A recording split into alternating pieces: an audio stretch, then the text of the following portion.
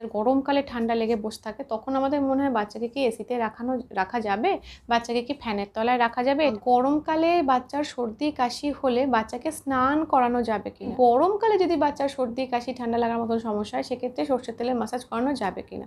Hello viewers, কেমন আছেন আপনারা সবাই? লেটস টেক কেয়ার চ্যানেলে আপনাদের প্রত্যেককে অনেক অনেক ওয়েলকাম। আজকে আমি আপনাদের সাথে শেয়ার করব babies cough and cold in summer, মানে গরমকালে বাচ্চাদের সর্দি কাশি ঠান্ডা লাগার মতো সমস্যা যদি হয়ে থাকে সেক্ষেত্রে আমরা কি করতে পারি। কারণ আমরা অনেক সময় বুঝেই উঠতে পারি না যে গরমকালে বাচ্চার ঠান্ডা লেগেছে তো বাচ্চাকে ফ্যানের তলায় রাখা যাবে কিনা, এসির মধ্যে রাখা যাবে কিনা, স্নান করানো যাবে কিনা, ইত্যাদি ইত্যাদি। তো চলুন উইদাউট এনি ফার্দার ডিলে আজকে ভিডিওটা স্টার্ট করি।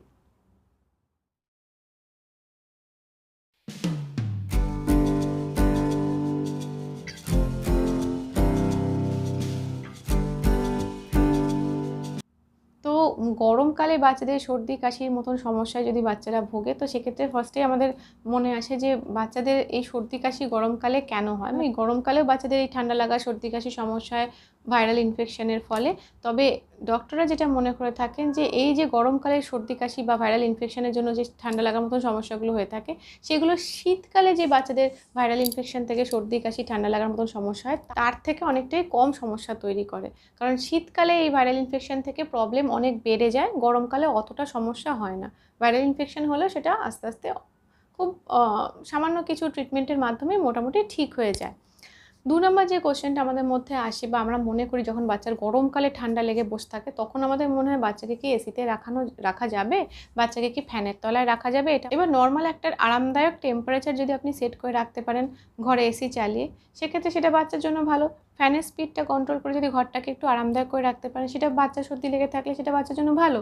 মনে রাখবেন যখন আপনার কাছে ঘরের টেম্পারেচারটা বেশ আরামদায়ক মনে হচ্ছে, বাচ্চার যেহেতু একটু ঠান্ডা লেগে রয়েছে, অনেক সময় বাচ্চা সেই টেম্পারেচার থেকে একটু শীত করার মতন করলেও করতে পারে।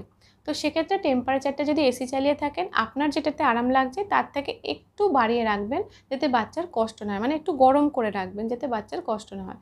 সেমভাবে ফ্যানের ক্ষেত্রেও তাই, যদি আপনার ফ্যানের স্পিডটাকে একদম ফুল করে দিয়ে, মানে ধরুন 4 হচ্ছে ফুল স্পিড, তো 4-এ যদি আপনি আরাম বোধ করে থাকেন, বাচ্চার যেহেতু একটু ঠান্ডা লেগে রয়েছে, বাচ্চা ঘরে থাকলে সেটাকে 4 না করে জাস্ট একটু 3 করে রাখলেন ফ্যানের স্পিডটাকে। কিন্তু যদি এরকম আপনি দেখেন যে বাচ্চাকে এসিতে বা ফ্যানের মধ্যে রাখার পর বাচ্চার নাক মুখ চোখ রাব করছে, বাচ্চার হঠাৎ করে শুকনো কাশি শুরু হয়ে গেল, পরপর বাচ্চা কাশতে শুরু করে দিয়েছে, বা এরকম হচ্ছে বাচ্চার নাককে অস্বস্তি হচ্ছে, নাক ডাকার মতন আওয়াজ হচ্ছে, এই ধরনের কোনো রকম সমস্যা যদি আপনি দেখে থাকেন বাচ্চাকে এসি ঘরে রাখার ফলে বা ফ্যানের তলায় রাখার ফলে, সেক্ষেত্রে স্পিডটাকে কিন্তু অবশ্যই চেঞ্জ করতে হবে।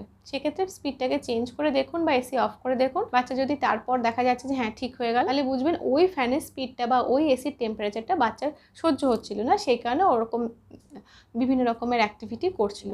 কিন্তু এমন কোনো কথা নেই যে বাচ্চাকে ওরকম ঠান্ডা লেগে থাকলে এসির মধ্যে রাখা যাবে না বা ফ্যানের তলায় রাখা যাবে না। এসিতে বা ফ্যানের তলায় বাচ্চাকে যখন রাখবেন খেয়াল রাখবেন বাচ্চার গায়ে যেন কোনো রকম জল না থাকে, মানে স্নান করার পর মুখ হয়তো ধুয়েছেন তখন, বা বাচ্চার হয়তো পটি হয়েছে গা হাত পা মোছাবেন পরিষ্কার করার পর, এই রকম সময়গুলোতে বাচ্চার গায়ে তো জল লেগে থাকে।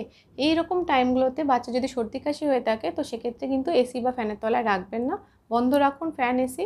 ভালো করে বাচ্চাকে মুছে টুছে দিন, একটা ড্রেস পরিয়ে দিন, তারপর আস্তে আস্তে এসি ফ্যানের তলায় বাচ্চাকে রাখতে পারেন। বারবার বাচ্চাকে একবার ঠান্ডা ঘর একবার গরম ঘর, একবার ঠান্ডা ঘরে রাখছেন একবার গরম ঘরে রাখছেন, বা একবার ঘরের মধ্যে রাখছেন একবার রোদে নিয়ে বেরোচ্ছেন, এই ব্যাপারটা যে টেম্পারেচারের যে পার্থক্যটা এটা করবেন না, এর থেকে আরও সমস্যা বেড়ে যেতে পারে। বিশেষ করে গলা ব্যথার মতন সমস্যাগুলো এর থেকে আরও বাড়াবাড়ি পর্যায়ে চলে যেতে পারে। আচ্ছা, আপনাদের মধ্যে থেকে আরেকটা কোশ্চেনও এই কদিনে এসছে, 2-3 জন করেছিলেন, সেটা হচ্ছে যে গরমকালে বাচ্চার সর্দি কাশি হলে বাচ্চাকে স্নান করানো যাবে কিনা, এই প্রশ্নটা আপনাদের মধ্যে থেকে এসেছে। তো এক্ষেত্রে বলে দিই, যদি বাচ্চার জ্বর থাকে এবং জ্বরটা প্রথম 2 দিন ধরে জ্বর রয়েছে সেক্ষেত্রে, বা যদি বাচ্চা নিউবর্ন বেবি হয় সেক্ষেত্রে আপনার বাচ্চাকে স্নান করানোর দরকার নেই। সেক্ষেত্রে আপনি বাচ্চার গাটাকে স্পঞ্জ করে দিতে পারেন, ঠিক আছে। আর যদি দেখছেন যে বাচ্চার জ্বর নেই, বাচ্চা নিউবর্ন বেবি না, একটু বড় বেবি এবং বাচ্চার জ্বরটার কিছু নেই, জাস্ট গরমকালে একটা সর্দি কাশির সমস্যায় বাচ্চা ভুগছে, সেক্ষেত্রে বাচ্চাকে স্নান করানো যেতে পারে। বরং স্নান করানোর ফলে বাচ্চারা কি হয়, একটু আরাম বোধ করে, একটু ফ্রেশ বোধ করে। হ্যাঁ, কিন্তু যে স্নান যখন আপনি বাচ্চাকে করাবেন সেটা একদম অল্প সময়ের জন্য 1 মগ 2 মগ জল ঢেলে ফটাফট করে স্নান করাবেন, একদম কোনো বেশিক্ষণ টাইম স্নানের জন্য অ্যালট করবেন না। দ্বিতীয় হচ্ছে যে জলটায় স্নান করাবেন, যতই গরমকাল হোক, সেটা যদি বাচ্চা সর্দি কাশির সমস্যায় ভোগে তো সেক্ষেত্রে কিন্তু একদম কলের যে ঠান্ডা জলটা সেটা বাচ্চার গায়ে একদমই ঢালবেন না, হালকা গরম করে নেবেন, তারপর সেই জলটা দিয়ে ফটাফট করে 1 মগ 2 মগ জল ঢেলে বাচ্চাকে একটু ফ্রেশ করে দিন, দ্যাট ইজ এনাফ। এই সমস্ত কন্ডিশনগুলো মেনে চলে এই প্রচণ্ড গরমে যদি বাচ্চার সর্দি কাশির মতন সমস্যা হয়ে থাকে তো সেক্ষেত্রে স্নান করানো যেতে পারে। 4 নম্বরে যে প্রশ্নটা আপনাদের মধ্যে থেকে আসে, অনেকে করে থাকেন, সেটা হচ্ছে গরমে যখন বাচ্চাদের সর্দি কাশি ঠান্ডা লাগার মতন সমস্যা রয়েছে তখন সর্ষের তেলের মাসাজ করানো যাবেন কিনা। তো এক্ষেত্রে বলি যে এই গরমকালে বাচ্চাদের যদি সর্ষের তেলের মাসাজ করান সর্দি কাশি হয়েছে বলে, সেটা কিন্তু বাচ্চাদের স্বাস্থ্যের জন্য ভালো নয়। এক তো বাচ্চাদের উল্টে পেট গরম, পাতলা বটির মতন সমস্যা উল্টে শুরু হয়ে যেতে পারে, দ্বিতীয়ত বাচ্চার ঘামাচির মতন সমস্যা শুরু হয়ে যেতে পারে। তো শীতকাল হয়, সেক্ষেত্রে বাচ্চা সর্দি কাশি ঠান্ডা লেগে রয়েছে, সেই সময় আপনি বাচ্চাকে সর্ষের তেলের পায়ের পাতায় হাতের পাতায় মালিশ করে দিলেন, দ্যাট ইজ ওকে। সেক্ষেত্রে শরীরটা একটু গরম গরম থাকে, কাজে দেয় অনেক সময়।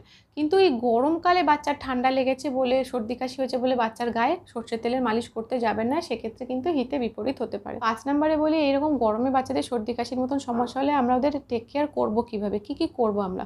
তো ফার্স্টে মনে রাখবেন, প্লেন যে স্যালাইন নাকের ড্রপ পাওয়া যায়, সেই স্যালাইন নাকের ড্রপ টাইম টু টাইম বাচ্চার নাকে দিতে থাকুন। কারণ ডক্টর যদি একমাত্র কোনো স্পেশাল টাইপের নাকের ড্রপ প্রেসক্রাইব করে থাকেন সেক্ষেত্রে সেটা ফলো করবেন। আদারওয়াইজ নর্মাল যে স্যালাইন ড্রপ হয়, নুন জল যাকে বলে, সেই জল বাচ্চাদের নাকে টাইম টু টাইম সেই নাকের ড্রপ দিতে পারেন। এবং নাকের ড্রপ দেওয়ার কিছুক্ষণ পর থেকে নাকটা ঝেড়ে দেবেন অবশ্যই। দিনের মধ্যে বাচ্চা যখন ঘুমোতে যাবে যতবার, তার আগে আগে বাচ্চার নাকে ড্রপ দিতে পারেন, দিয়ে তারপর কিছুক্ষণ ওয়েট করে নাকটা একটু ঝেড়ে দিলেন, পরিষ্কার হয়ে গেল, তারপর বাচ্চাকে ঘুম পাড়ালেন। বাচ্চাকে যতবার খাওয়াবেন তার আগে আগে বাচ্চার নাকে ড্রপ দিয়ে দিতে পারেন, যাতে বাচ্চা ঠিক মতন খেতে পারে, নাকের প্যাসেজ খোলা থাকে, বাচ্চা যাতে ঠিক মতন খেতে পারে। এবং বাচ্চাকে নাকে ড্রপ দেওয়ার পর কিছুক্ষণ পর নাকটা ঝেড়ে দিলেন। তো নাকে টাইম টু টাইম ড্রপ দেওয়া এবং টাইম টু টাইম নাক ঝেড়ে পরিষ্কার করে দেওয়া, ভেতর থেকে যে মিউকাস আছে সেগুলো যদি বেরিয়ে যায় তত কিন্তু তাড়াতাড়ি বাচ্চা কিওর হবে। এরা দেখবেন ঠান্ডা লেগে থাকলে বা একটু যদি অস্বস্তি হয়, সর্দি বা গলার কাছে ব্যথা ট্যাথা এরম টাইপের থাকে, তো সেক্ষেত্রে কিন্তু বাচ্চাদের জল খেতে ইচ্ছে করে না। আমাদের বড়দেরও দেখবেন ঠান্ডা লেগে থাকলে বেশি জল খেতে আমাদের ইচ্ছে করে না। এই গরমকালে বাচ্চাদের সর্দি কাশি ঠান্ডা লাগার মতন সমস্যা হলে অবশ্যই যেটা আমাদের মনে রাখতে হবে, টাইম টু টাইম আমাদের ঘড়ি দেখে দেখে বাচ্চাকে কিন্তু জল খাওয়াতে হবে। যে বাচ্চারা জল খায় না তাদেরকে টাইম টু টাইম দুধ খাওয়াতে হবে। কারণ এই গরমে যত বাচ্চা জল খাবে, যত বাচ্চা তরল টাইপের খাবার খাবে, বাচ্চার দেহের ভেতরে জলের চাহিদা পূরণ হবে এবং যত কফ বা সর্দি যেগুলো ভেতরে আছে সেগুলো আস্তে আস্তে বেরোতে শুরু করবে।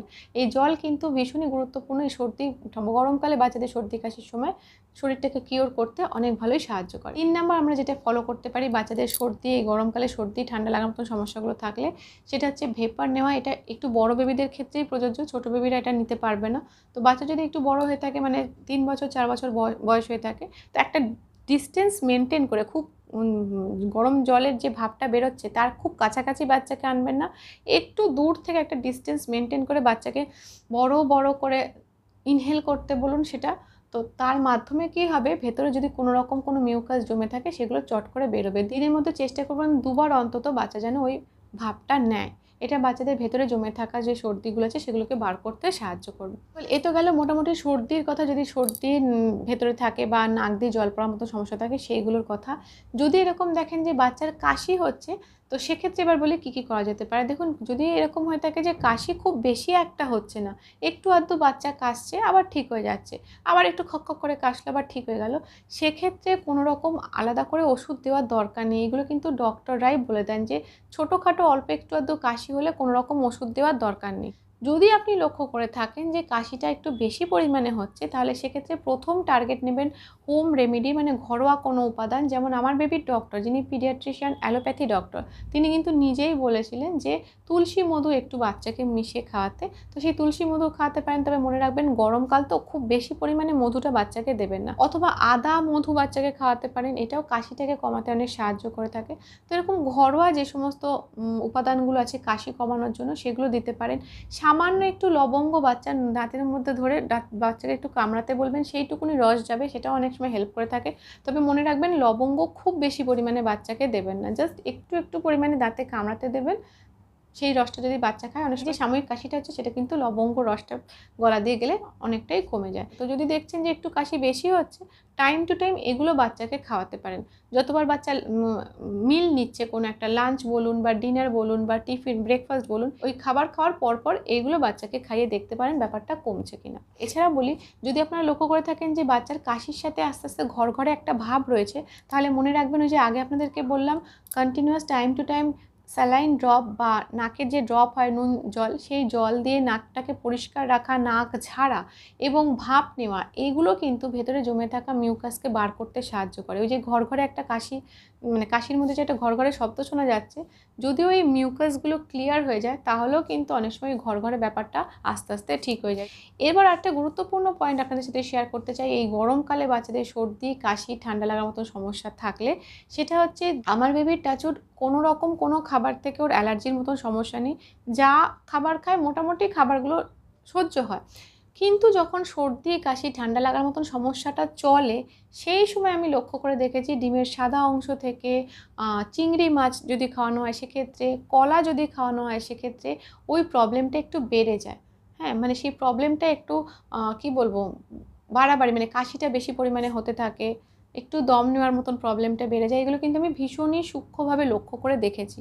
তো এই জন্যই আপনাদেরকে আমি বলবো যে যদি আপনার বাচ্চার কোনো রকম কোনো অ্যালার্জির সমস্যা না থেকে থাকে নর্মালি, তাও মানে চেষ্টা করবেন যখন বাচ্চার সর্দি কাশির মতন সমস্যা চলবে, কিছু পার্টিকুলার খাবারকে ওই কদিনের খাদ্য তালিকা থেকে দূরে রাখতে। তার মধ্যে কলা, তার মধ্যে ডিমের সাদা অংশ, তার মধ্যে চিংড়ি মাছ, তার মধ্যে অনেকের ডাব বা নারকেল থেকে সমস্যা হয়, পুঁই শাক, কিছু ড্রাই ফ্রুটস আছে সেগুলোর থেকে সমস্যা বেড়ে যায়।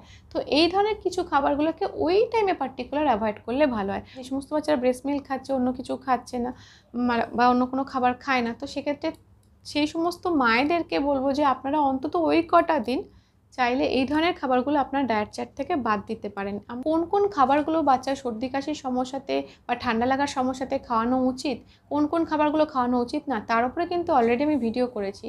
ওই সর্দি কাশির সময়কার ডায়েট চার্টটা কেমন হতে পারে সেই বিষয়ে জানতে ডেসক্রিপশন বক্সে আমি লিঙ্ক দিয়ে দেবো, সেখানে ক্লিক করলেও ভিডিওটা দেখে নিতে পারবেন। তাহলে ওই বাড়াবাড়ি হওয়ার, মানে শ্বাসকষ্টের মতন সমস্যা বা একটু ব্রিদিং প্রবলেম হওয়া বা কাশিটা বেড়ে যাওয়া, এই ব্যাপারগুলো হবে না।